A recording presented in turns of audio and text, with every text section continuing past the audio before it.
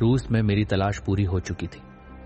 डियटलोव पास की उस वीभत्स घटना में जान गंवाने वालों की मौत हालांकि अब भी रहस्य थी, लेकिन उसे सुलझाना मेरे बस की बात नहीं। मेरा काम तो ऐसे रहस्यों को ढूंढ निकालना है, मुझे सिर्फ इसमें मजा आता है।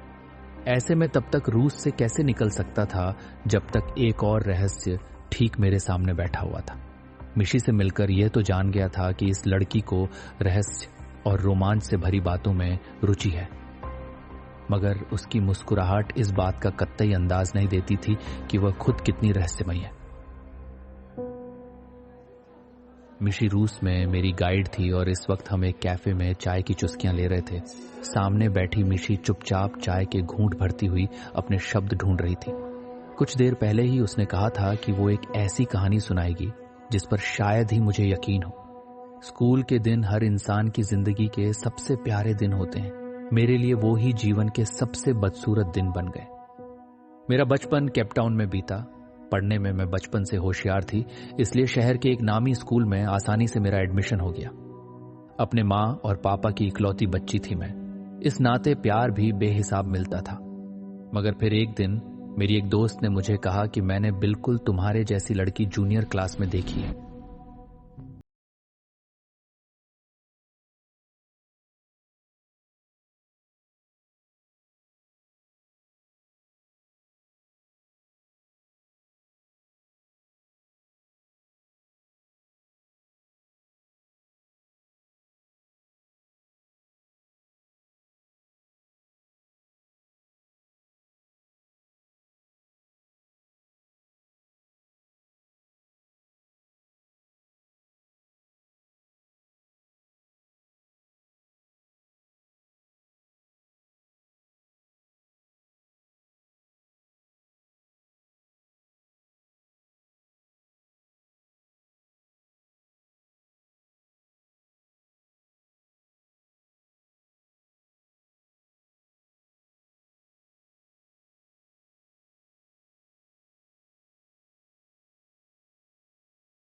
कि वो मेरी जिंदगी में इतना बड़ा तूफान खड़ा कर देगी।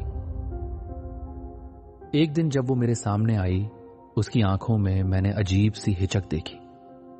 हम काफी समय साथ बिता रहे थे। उसके चेहरे के भाव मेरे लिए नए थे।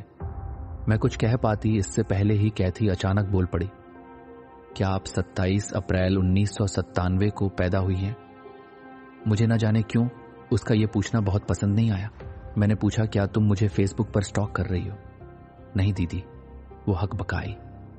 तो मैंने जोर देकर पूछा, मेरी डेट ऑफ बर्थ इतनी सटीक तुम्हें कैसे मालूम चली? जाने कैसे मेरा रवैया उसके प्रति अचानक ही बदल गया। वो जरूर मेरी जासूसी कर रही है। क्या आप कुछ तो बता सकते हो? मैं आपसे झूठ नहीं बोलूंगी। क्या आपको याद है, कल हमने एक दूसरे के साथ एक सेल्फी ली थी। जब मैंने वो फोटो अपने मम्मी पापा को दिखाई तो उन्होंने मुझसे कहा कि मैं आपसे पूछूं। हाँ, मैंने भी अपने मम्मी पापा को वो फोटो दिखाई थी, लेकिन उन्होंने इसे इतना सीरियस नहीं लिया और कोई सवाल भी नहीं पूछा। ये थोड़ा अजीब है। तुम्हारे मम्मी पापा को मेरी जन्म तारीख कैसे पता है? क्या तुम सब मुझे फेसबुक पर फॉलो करते हो? नहीं, ऐसा कुछ नहीं है, उन्होंने कहा। तो मैंने पूछा, मेरा मकसद आपका दिल दुखाना नहीं था।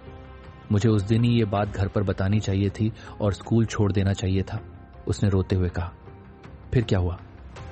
मुझे अचानक से प्रिंसिपल का बुलावा आया।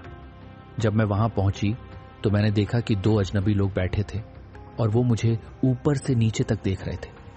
हालांकि उनकी नजर सामान्य लग रही थी, पर मुझे ये कुछ अजीब लगा। जी, मुझे यहां क्यों बुलाया गया है?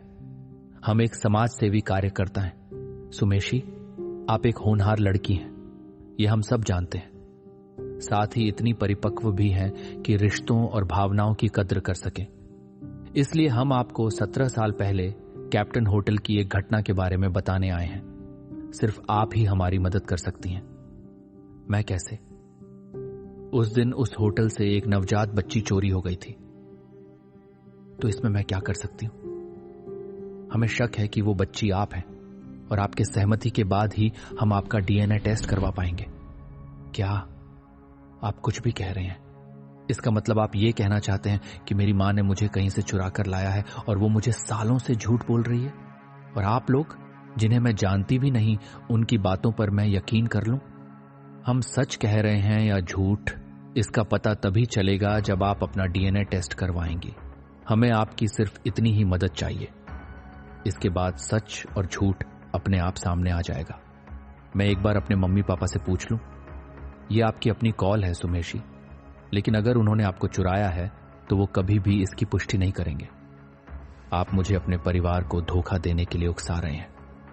सुमेशी, मैं आपके जज्बातों की कद्र करता हूं, पर आप जरा उस औरत के बारे में सोचिए जो पिछले 17 साल से अपनी बेटी को ढूंढ रही है।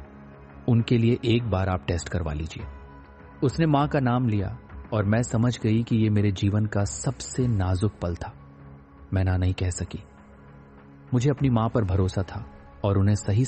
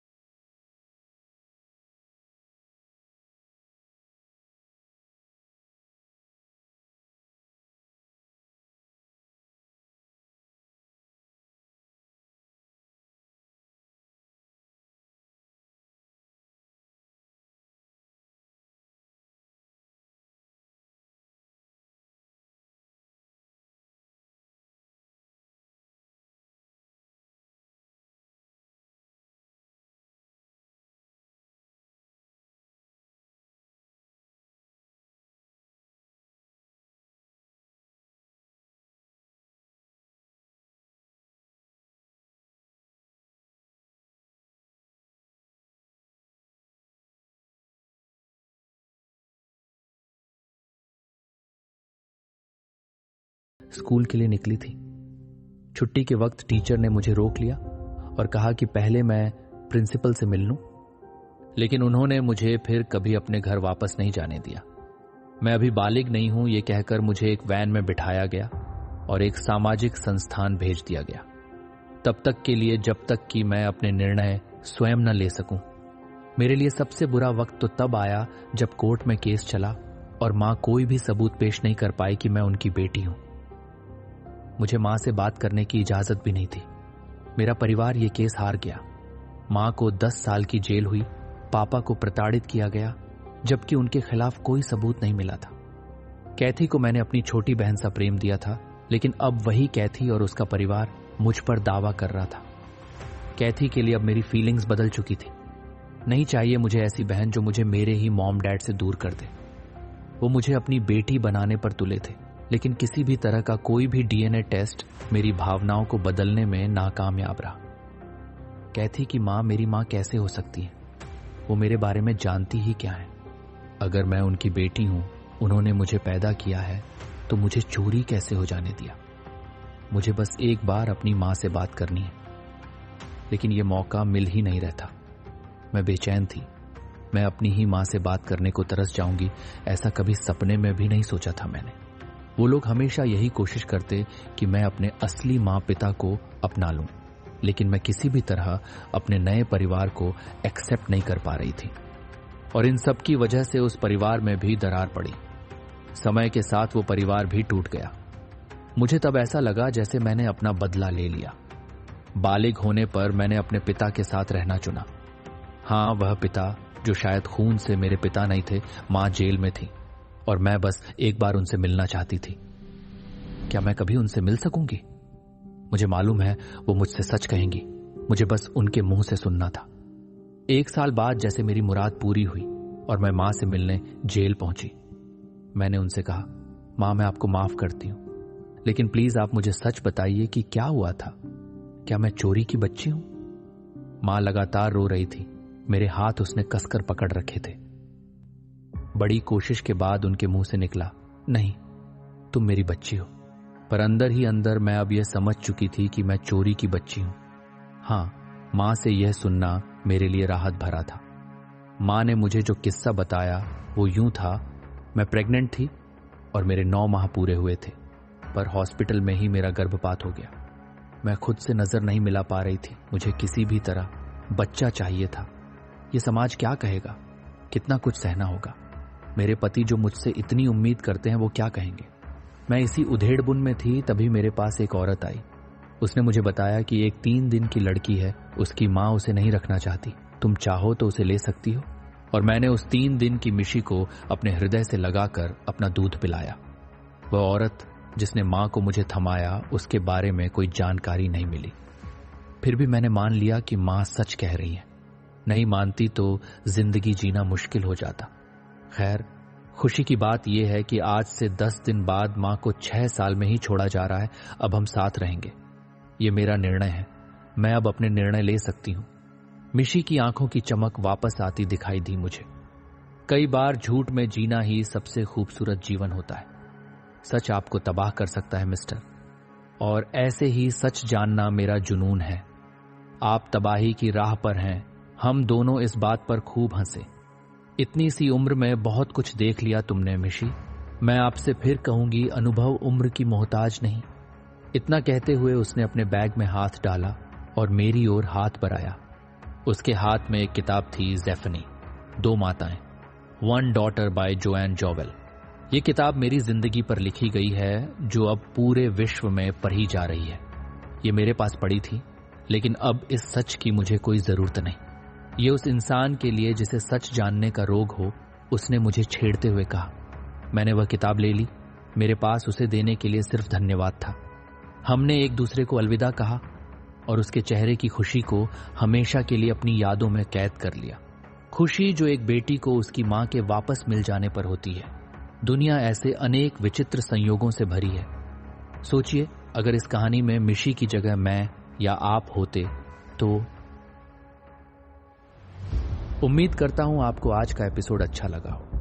अगर आप ऐसी ही अनसुनी और रहस्यमयी कहानियों में दिलचस्पी रखते हैं तो बने रहिए मेरे साथ।